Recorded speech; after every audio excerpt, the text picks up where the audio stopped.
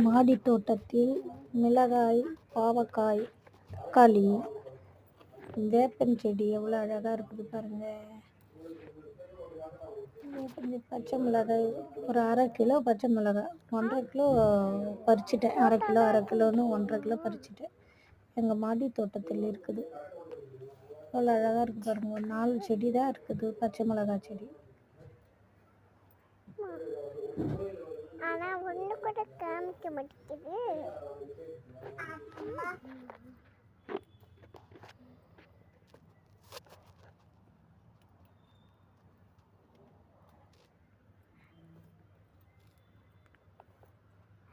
அம்மா தெரியுதா? தெரியுது. ஆனால் வேலை கொஞ்சமாக அதிகமாக இருக்குனால தெரிய மாட்டேங்குது. இது கொஞ்சம் கீழே இருக்கு. இன்னும் கீழே இருக்கு பாருமா. கீழே இருக்கா? இதெல்லாம் நல்லா இதுவாக